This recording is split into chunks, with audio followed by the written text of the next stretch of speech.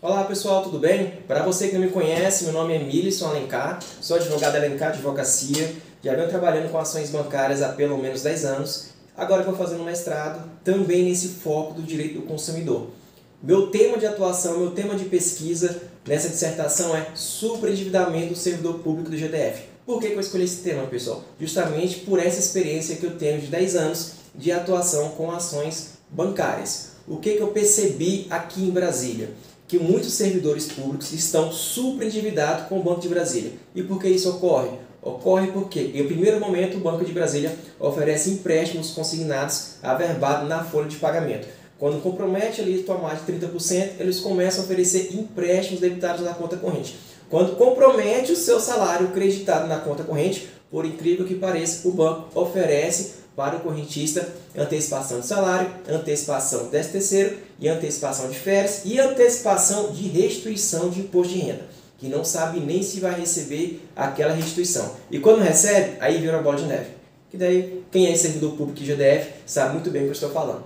Então, é isso que vem acontecendo com o servidor público aqui do GDF. Muitos estão superendividados justamente por conta disso, porque o Banco de Brasília oferece diversos empréstimos aos seus correntistas, principalmente aos servidores públicos, porque sabe que o risco é zero de inadimplência. E como o risco é zero de inadimplência, eles não se preocupam em analisar a capacidade financeira de cada servidor, porque sabe que não tem como trocar de banco. Se não tem como trocar de banco, oferece empréstimo de qualquer jeito, tá? Mas essa lei do superendividamento vem apresentando algumas sanções em razão de empréstimos ofertados de forma irresponsável, que é o que vem acontecendo com o Banco de Brasília, tá? Feitas essas ressalvas, vou explicar para vocês como ocorre esse processo do superendividamento, com base na Lei 14.181 de 2021. Eu vou explicar, pessoal, o que está na lei. O que vai acontecer, a gente só vai saber nos próximos meses. Por quê? Porque essa lei foi aprovada dia 2 de julho e hoje é dia 16 de agosto. Então tem mais ou menos aí um mês e meio de aprovação dessa lei. Então é tudo muito novo, é tudo muito recente. Os próprios juízes não estão ainda atualizados dessa lei que foi aprovada. Dentro do fórum não foi criado nenhum setor específico para atender essa situação do superendividamento. Não foi criado nenhuma comissão de nada nos fóruns para tratar dos superendividados. Então vou explicar para vocês o que está na lei e o que pode acontecer no processo de hoje em diante, tá? Com base nessa lei 14.181, tá? Mas para você que tem interesse de ingressar com ação, pleiteando a readequação dos seus empréstimos com base nessa lei do superendividamento, já faço o primeiro alerta, tá? O tempo, pessoal. Todo mundo que me procura, a principal preocupação deles é o tempo. Eu até entendo a situação de vocês, que tem muita pressa, quer resolver já no mês seguinte. No mês seguinte quer ter um salário, mas não é bem assim, tá? Vou explicar o porquê. Então, para você que vive de antecipações com o Banco de Brasília, por exemplo, que vive de antecipações de salário, de 13º, de férias e restituição de imposto de renda, ou seja, a pessoa antecipa o salário esse mês para ser debitado no mês que vem. Então, ele antecipou o salário, no mês que vem o BRB vai descontar a antecipação salarial. E o que o correntista vai fazer, o que o servidor vai fazer? Antecipar mais uma vez o salário. E assim ele fica fazendo, mês a mês, tá? Então, para você que vive de antecipação com o Banco de Brasília, já faço o primeiro alerta. Não são todos os casos que resolvem em 30 dias. Então, se você ingressou com ação contra o Banco de Brasília, já saiba, não conseguirá fazer uma antecipação no mês seguinte. Não vai conseguir fazer nenhum empréstimo com o Banco de Brasília em razão de ter uma ação ajuizada contra o próprio banco. Então o banco ele não vai te emprestar dinheiro, o banco ele não vai fazer antecipação para você porque você está processando o banco, tá? Então precisa entender isso, tá? Primeiro alerta que eu faço, entenda que não são todos os casos que resolvem em 30 dias, tá? Ou até em menos tempo.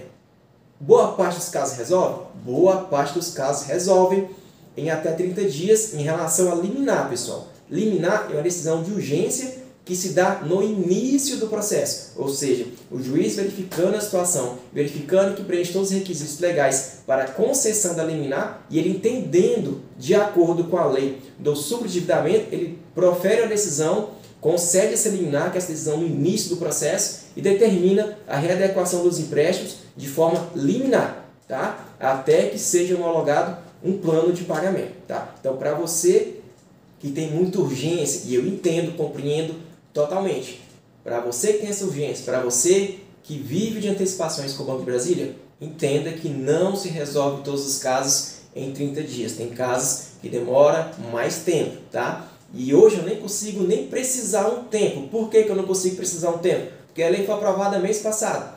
Então eu não sei quanto tempo vai demorar um processo desse. Se vai ser 8 meses, como demorava antes da aprovação da lei, antes era mais de 8 meses. Não tinha lei regulamentando o procedimento do processo, então era essa média de 8 meses. Agora que foi aprovada uma lei e que foi criado vários procedimentos dentro do fórum, não tenho mais como precisar um tempo. Não sei quanto tempo vai ser. Pode ser que o tempo seja menor do que 8 meses, ou pode ser que seja maior. Eu acho, minha opinião, que vai ser um tempo maior, tá? Porque muitos desses contratos terão que fazer perícia. Todos os processos terão que ter audiências. E só para marcar uma audiência no fórum é uma média de 1 mês a 2 meses. Nessa fase inicial que nem há tanta procura com base nessa lei do superendividamento. Agora que foi aprovada essa lei e necessariamente tem que fazer audiência de conciliação em todos os processos, a tendência é aumentar bastante a marcação de audiência. Antes da aprovação dessa lei, a gente mesmo pedia para não marcar audiência de conciliação porque já sabia que os bancos iam para a audiência sem nenhuma proposta de acordo. Então era perda de tempo, porque o processo ficava parado 2 meses sem acontecer nada por conta dessa audiência de conciliação que estava aguardando. Tá? Agora não, a aprovação da lei é necessário que se faça uma audiência de conciliação, que eu vou explicar um pouco mais à frente. Tá? Então não consigo precisar para você um tempo em relação a esse processo. Mas para você que vive de antecipação, é preciso entender essa questão do tempo, que não se resolve em pouco tempo, mas também precisa tomar uma decisão, tá? Porque quanto mais você vive antecipação atrás de antecipação, você nunca vai sair disso, tá? Infelizmente nunca vai sair, porque você que é servidor público não tem outra renda. A sua renda é essa paga, por exemplo, pelo GDF. Você não tem uma terceira renda. Então, se você antecipou férias, se você antecipou 13º, salário, se você não ficar 1 mês sem salário, você não vai ter outra renda para poder cobrir aquela antecipação. Então, infelizmente, não tem jeito. Você precisa tomar uma decisão na sua vida, ou parar de fazer a antecipação judicial, ou pagar o preço para ingressar com essa ação judicial e buscar a solução por meio desse processo. Porque essa lei, pessoal, ela está tão perfeita que eu até suspeito que a qualquer momento ela seja revogada. Tá? Ela está perfeita para quem é consumidor e para quem está nessa condição de superendividado. Porque realmente ela veio para combater o superendividamento. Ela está perfeita, você não tem noção. Para vocês que não entendem muito direito, é muito complicado explicar, mas ela está perfeita e ela veio para combater o superendividamento. Então, me parece que a única solução para resolver o superendividamento é essa lei que foi aprovada, que é a Lei 14.181 de 2021. A cada vez que você procura o banco para renegociar, você não está resolvendo nada. Você está aumentando a sua dívida com o banco. Tá? A cada nova portabilidade, você não está resolvendo nada. Você está aumentando a sua dívida com o banco. Ainda mais quando você pega aquele famoso troco. Pegou o troco, você não está resolvendo. Você está se endividando com o banco. Você está se tornando mais refém do banco. É isso que você vem fazendo. Tá? Por isso que essa lei ela veio para sanar e para combater o superendividamento do consumidor, tá bom? Então, entenda isso. Você precisa tomar uma decisão. Eu quero sair desse superendividamento, tá? Para poder ingressar com a ação. Se tem dúvidas, se tem receio, se não pode esperar essa média de prazo do processo, que eu não consigo nem te precisar um prazo, não ingressa com a ação. Porque se ingressar com a ação, no outro mês, o banco vai descontar a antecipação que você tem pendente e você vai procurar fazer a nova antecipação e não vai conseguir, tá? Então entenda isso. Só ingressa com a ação se estiver disposto a pagar esse preço de não fazer novos empréstimos com o Banco de Brasília, por exemplo, e não fazer nenhuma antecipação com o banco enquanto tiver essa ação judicial contra o banco. E aliás, até você quitar a dívida com o banco, tá? Então não quer dizer que o processo acabou e no outro mês vou lá fazer empréstimo. Não, porque vai ser criado um plano de pagamento dos seus empréstimos, tá bom? Entendeu esse ponto? Primeiro alerta é esse. Se vive de antecipações, se vive de empréstimos, principalmente com o Banco de Brasília. Para os outros bancos, vocês não vão ter nem tanta dificuldade, mas o Banco de Brasília, se vive de antecipação, pense bem se quer ingressar com a ação. Se quer ingressar com a ação, é a solução. Se vive de antecipação e quer ingressar com a ação, mas não pode esperar, espera mais um pouco, porque infelizmente não tem outra alternativa. Tem que esperar mais um pouco, porque pode ser que a liminar não saia no começo do processo, demore um pouco para resolver essa situação e nesse período você não consegue fazer uma antecipação, porque existe um processo contra o banco. Eu tenho casos aqui de que a parcela do empréstimo debitado na conta corrente é o salário do correntista. Ou seja, essa pessoa tem muita urgência, tá? Ou ele ingressa com a ação, ou ele ingressa com a ação. Ele já procurou o banco várias vezes, inclusive essa parcela não é nem empréstimo que ele fez, é uma renegociação que ele fez com o banco, porque ele já estava sem salário, mas ele estava sem salário a ponto de ficar negativo. Um exemplo, a parcela na conta corrente era R$5.000, porém ele recebia R$3.000. Então ele ficava todo mês com saldo negativo de R$2.000. O que o banco propôs para ele? Não, vamos fazer a renegociação aqui, já que seu salário é R$3.000, vamos colocar a parcela de R$3.000, assim você não fica com saldo negativo. Ou seja, foi essa a proposta, não é nem proposta, é uma imposição. Ou você aceita ou você aceita. Você que é correntista do BRB, que alternativa você tem? Você consegue negociar com o banco? Você não consegue. Você consegue dar uma proposta para o banco? Você não consegue. Infelizmente, em relação ao Banco de Brasília, é uma imposição. Ou você aceita ou você aceita. É assim. Ou você não aceita e procura a justiça. É dessa forma. Infelizmente, é assim que funciona com o Banco de Brasília. Tá? Entendeu isso, pessoal? Só ingressa com a ação se estiver disposto a resolver esse problema do superendividamento. Tá bom? A solução é via judicial com base nessa lei do superendividamento. Essa lei veio para combater o superendividamento. Ok? Entendido?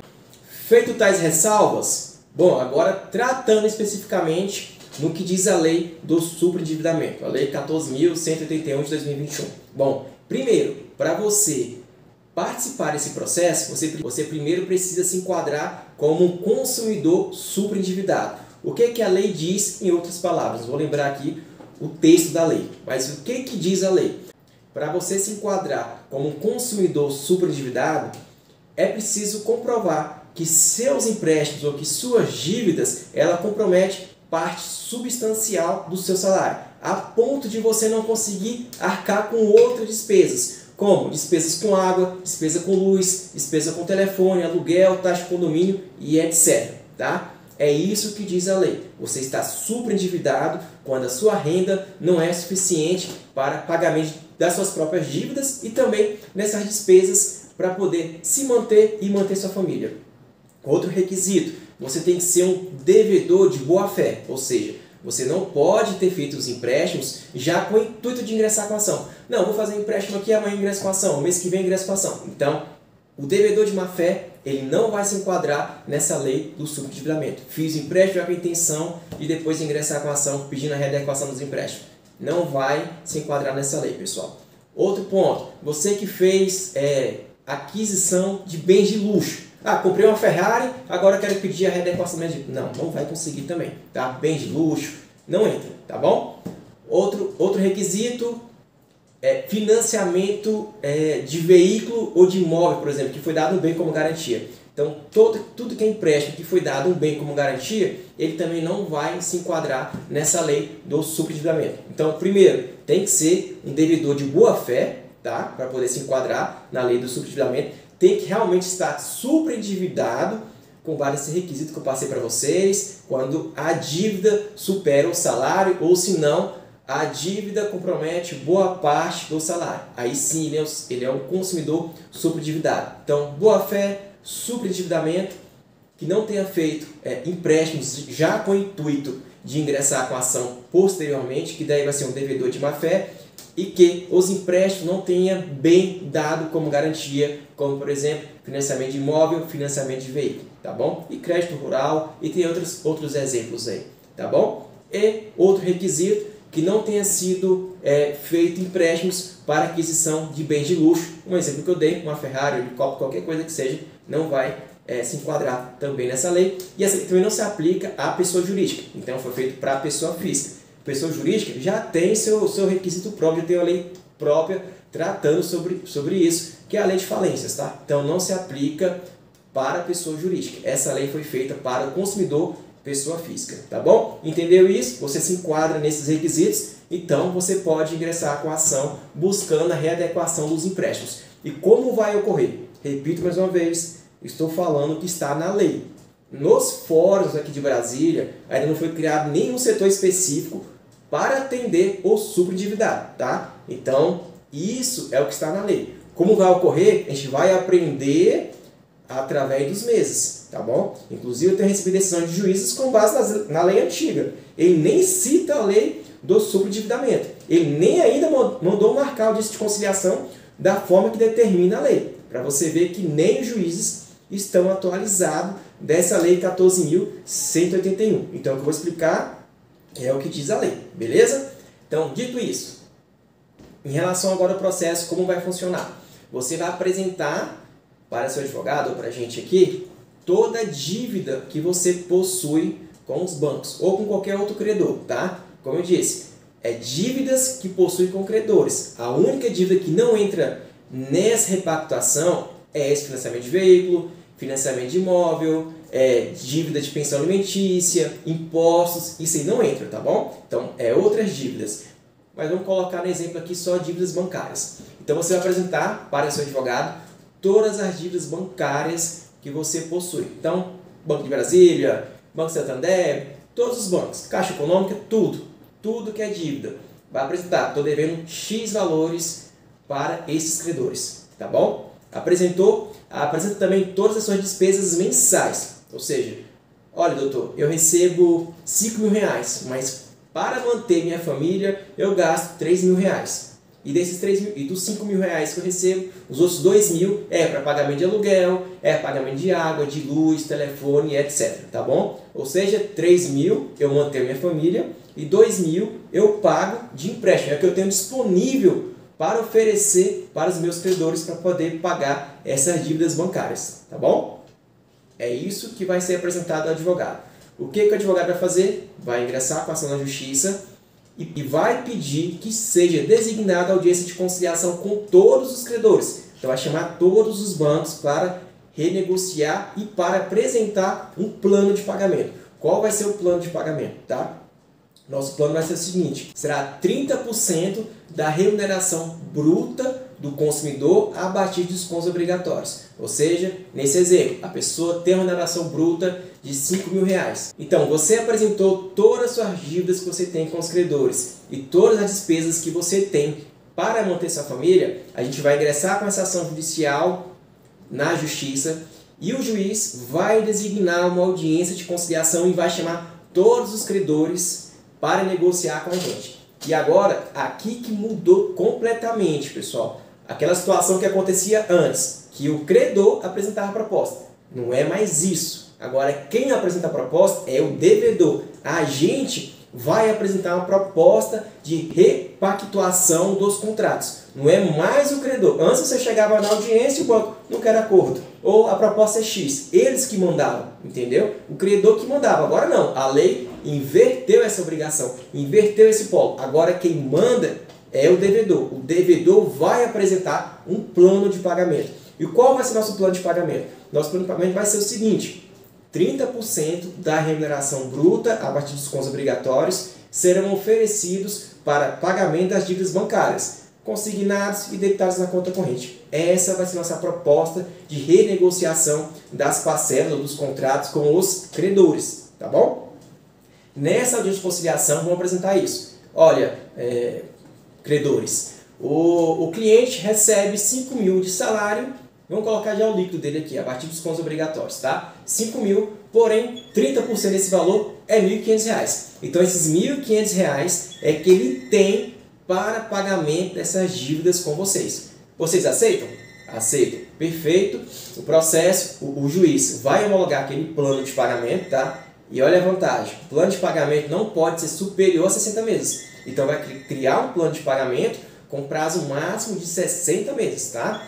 E com a carência para iniciar o primeiro pagamento das parcelas em até 180 dias, tá? É até 180 dias, pessoal. Não é início do pagamento depois de 180 dias. É até 180 dias, tá bom? Nesse plano de pagamento vai constar a suspensão da SPC Serasa e também a suspensão de qualquer ação judicial que tenha ingressado contra o consumidor, tá? E também pedir que ingresse com a ação judicial contra o consumidor, tá bom? Então, o que vai constar no plano? Suspensão da SPC Serasa, impedir que o credor ingresse com a ação contra o consumidor cobrando essa dívida que foi reduzida e homologação das parcelas, tá? Já com essa readequação, com esse prazo máximo de 60 meses. Isso que vai constar nessa primeira audiência de conciliação, se houver acordo. Se não houver acordo, ou se o credor faltar audiência, que era muito comum, não é nem comum faltar audiência, mas era comum o credor chegar na audiência de qualquer jeito. Você chegar lá para conversar, para tentar fazer um acordo, o credor não sabe nem quem é você, não sabe nem qual é a dívida, não sabe nem qual é a parcela, o credor não sabe de nada, tá? E agora a lei vem apresentando sanções para o credor que não comparece à audiência. Então, o credor não compareceu à audiência, qual a primeira sanção? Suspensão da cobrança, pessoal. Vai suspender a cobrança e outra, além de suspender a cobrança, ele vai ser obrigado a aceitar o plano compulsório de pagamento que vai ser criado pelo juiz. E o pior, ele ainda pode ser o último a ser pago em razão desse plano de pagamento. Vamos supor, tem 4 credores, o juiz pode colocar no plano de pagamento. Vamos pagar o primeiro, o segundo e o terceiro. E aquele quarto que faltou a audiência de conciliação, ele vai ser o último a receber.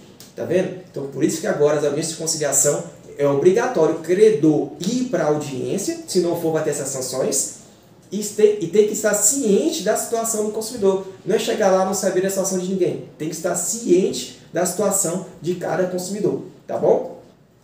Agora sim, se ele não quer fazer acordo, por diversos motivos, não concordo com a proposta do devedor. Tá? Não concorda? Beleza. O processo agora vai para o juiz e o juiz vai criar um plano de pagamento. Tá bom? E aqui que eu digo para vocês que o processo pode demorar um pouco. Por quê, pessoal? Por que pode demorar um pouco? Porque o juiz não faz cálculo. O juiz não vai fazer cálculo. Como é que o juiz vai pegar os contratos com diversos bancos? Porque aqui são diversos bancos. Tá?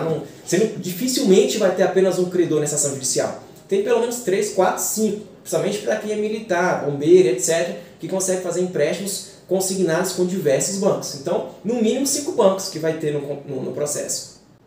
Então, o juiz vai precisar remeter esse processo para uma perícia. Tá? Por quê? Porque tem que ser feito os cálculos. O juiz vai analisar contrato ali, ele não tem nem condições de verificar o que é um juros abusivo, não tem condições de verificar o que é um encargo abusivo, o que está sendo cobrado a mais naquele contrato. Então, acredito eu que os processos, depois dessa audiência de conciliação, serão remetidos para uma perícia.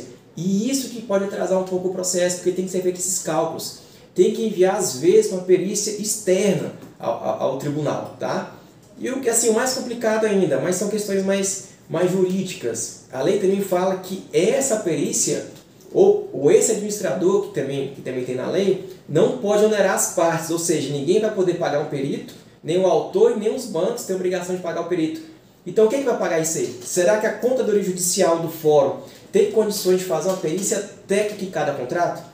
Pessoal, não sei, eu acredito que não, tá? Eles fazem cálculos mais simples. Uma perícia mais técnica tem que ser feita por um perito mesmo. E a lei fala que não pode onerar as partes. Então, quem é que vai fazer essa perícia? A lei não definiu ainda, tá bom? Então, eu acho que essa etapa do processo, que provavelmente tem que ser feito perícias, é onde o processo vai demorar mais um pouco, tá bom?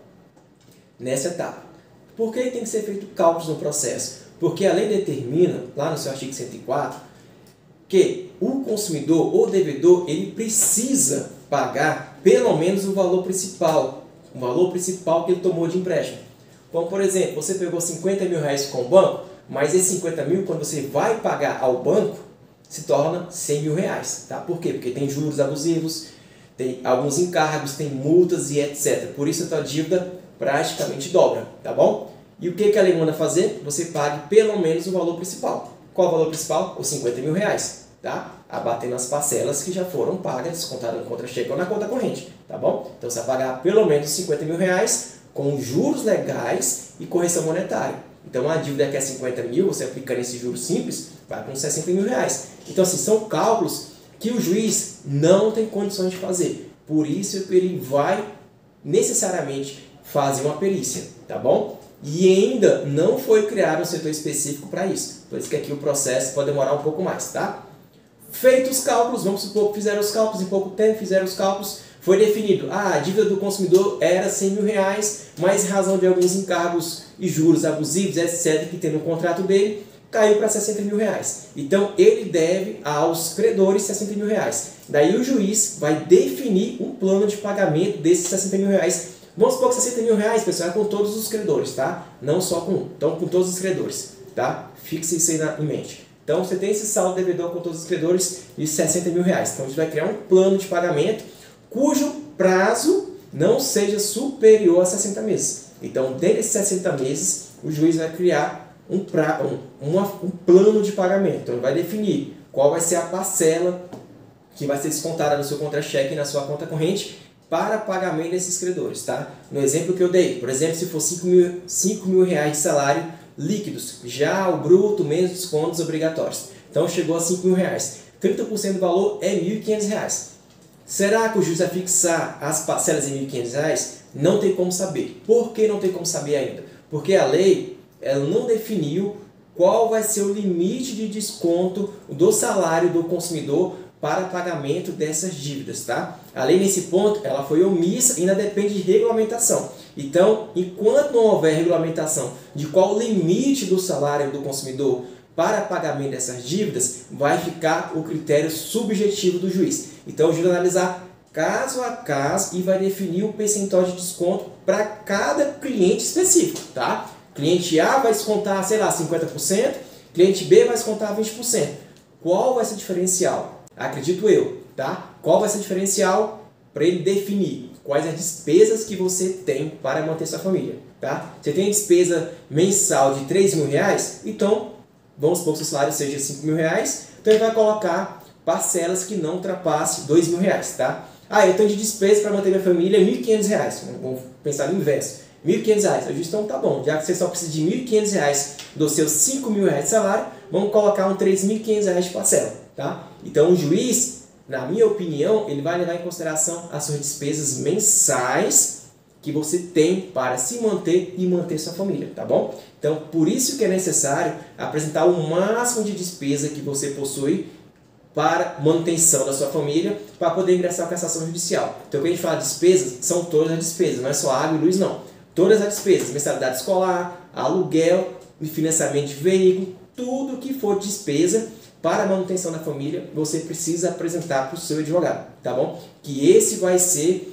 E essas despesas que a gente vai considerar como seu mínimo existencial. É esse mínimo que você precisa para a manutenção da sua família. E o que sobrar do salário é o que vai ser disponibilizado para pagamento dessas dívidas bancárias, tá bom? Então, como não tem lei ainda estabelecendo, o juiz vai analisar caso a caso. Ele vai limitar a 30%, ou vai limitar a 40%, a 50% ou a 60%.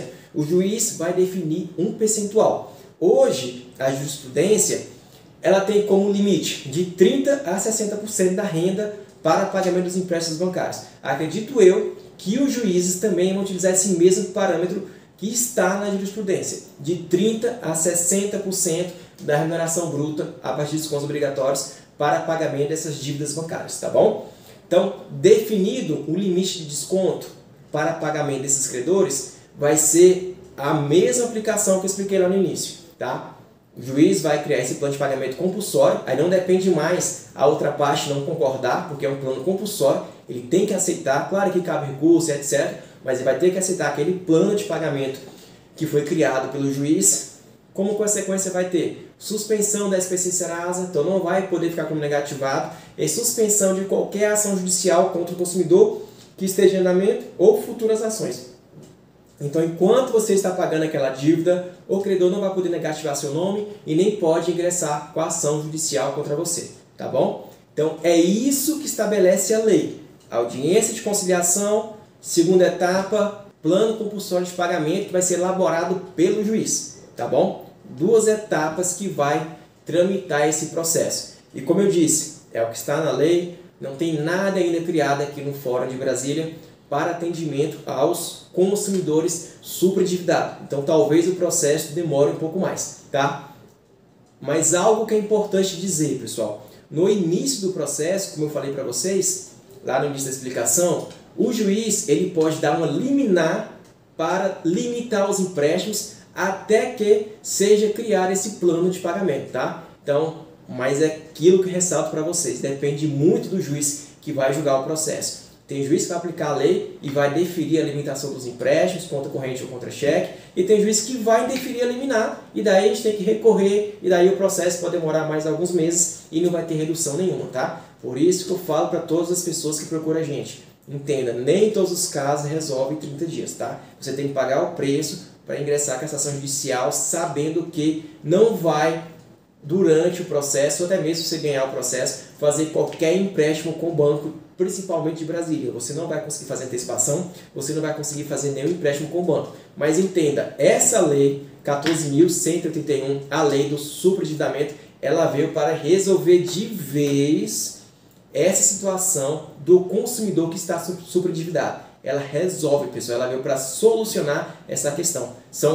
Eu vi uma pesquisa agora, recentemente, que são 40 milhões de pessoas superendividadas. E essa lei veio para combater isso, veio para resolver isso. A lei foi criada com esse propósito, tá? Por isso que a solução é essa, via judicial, com base nessa lei do superendividamento. A cada vez que vocês procuram um banco para fazer uma renegociação, vocês estão ficando mais superendividados, tá? Como a lei está muito recente, o banco ainda não mudou sua política de concessão de empréstimo ou de renegociações. Eu acredito que daqui a alguns meses, ou até depois de um ano, quando o banco começar a entender o que diz essa lei, eles vão mudar a política deles. Então, pode ser que até via extrajudicial, o próprio banco apresente uma proposta de renegociação que realmente esteja de acordo com a lei. Ou seja, está devendo 100 mil reais para a gente, mas você só pegou 50 mil, vamos passar aqui os 50 mil para você, tá? Com juros simples, com poucas multas e etc. Vamos passar os 50 mil para você, tá bom?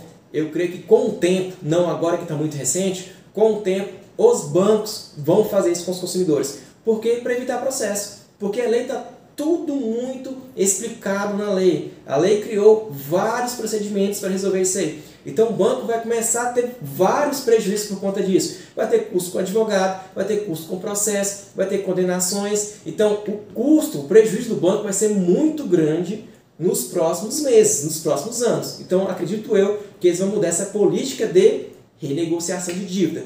Fora essa questão da concessão do crédito, tá? Se eles oferecerem empréstimo de forma irresponsável, eles terão diversas sanções. Eu vou gravar outro vídeo explicando sobre isso, tá? Vou focar nesse vídeo aqui, essa questão da explicação de como funciona a ação judicial do superendividamento, tá bom? Esse vídeo é um pouco mais longo, mas é porque eu quis explicar para vocês passo a passo de como vai funcionar o processo, tá bom? Se você entendeu que nem todos os casos resolvem em pouco tempo e você quer ingressar com essa ação judicial, procure um advogado da sua confiança, procure um advogado especializado que trabalhe com essas ações bancárias, tá bom? Não é todos os advogados que realmente trabalham essas ações bancárias, então procure um advogado da sua confiança que realmente tem essa especialização em direito bancário e está ciente dessa nova lei do superendividado, porque nem mesmo o juiz está atualizado dessa lei, tá? Então, se procurar um advogado que não tem entendimento sobre essa lei, nem o juiz vai corrigir, entendeu? Nem o juiz, porque até o juiz ainda não está ciente muito bem dessa lei. Como eu expliquei para vocês, ingressei com algumas ações, tem juiz aplicando a lei antiga, não está nem mandando marcar o dia de conciliação, não está aplicando a lei. Aí eu preciso recorrer para poder pedir a aplicação da lei, que eles não estão aplicando a lei, tá bom? E é isso, se você tem alguma dúvida sobre esse tema, se quer marcar uma consultoria para conversar comigo, para poder explicar um pouco mais sobre esse assunto, vou deixar nossos contatos aqui na descrição. Você pode deixar sua dúvida também aqui nos nossos comentários, pode mandar e-mail para a gente, também vai ficar aqui na descrição. E é isso, pessoal, espero que vocês tenham entendido e até a próxima. Tchau, tchau.